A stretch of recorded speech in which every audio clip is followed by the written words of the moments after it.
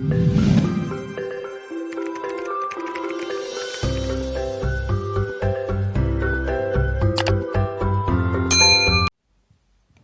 lur, assalamualaikum warahmatullahi wabarakatuh ya. Selamat pagi, selamat siang, selamat sore, selamat malam ya dimanapun kalian berada. Di sini saya ya mau sedikit ngasih info ya untuk adik-adik saya yang ada di STM, di SMK atau di Politeknik. Tah ini lur, ini CKP dan ini CMP ya. Nah saya mau ngejelasin masalah CKP. Oke ya, pokoknya si CKP itu fungsinya ya untuk memberikan informasi lah putaran mesin ke ECU gitu lur. Jadi si ECU bisa menentukan timing pengapian supaya koil bisa meneruskan pengapiannya ke busi. Ini letaknya ada di puli, kalau nggak di puli di gigi gendeng ya gitu lur.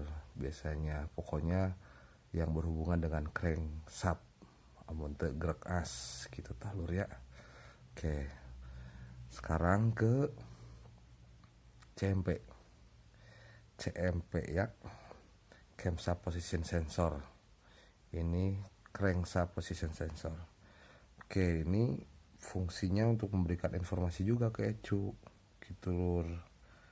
Ini untuk menentukan langkah hisap injektor ya, pembukaan injektor atau pengabutan atau penginjeksian. Nah ini CMP-nya ini letaknya di camshaft, bisa di puli camshaft ya, bisa di puli camshaft juga tergantung mobilnya. Jadi mun mobil mogok cek, amun bensin pompa bagus gitu ya, terus nggak keluar itu di CMP, nggak keluar di injektornya, belum tentu ECU. Terus pun mobil mogok nggak ada api, ini khusus injection ya, khusus injection itu cek CKP kalau nggak ukur gitu. Sekarang banyak banget mogok di tol itu gara-gara CKP. Kelurnya ini mah hanya sedikit info, kamari aya di kelas di Poltek ngajapri. Pokoknya gaskeun lah. Salam otomotif, salam mekanik Indonesia, pokoknya mah salam dongkrak, salam kuku ireng lah semua nanya. Oke, ini sekedar informasi receh. Mudah-mudahan bermanfaat. Oke lurnya, sekian dan terima kasihnya dari Demontir Bandung.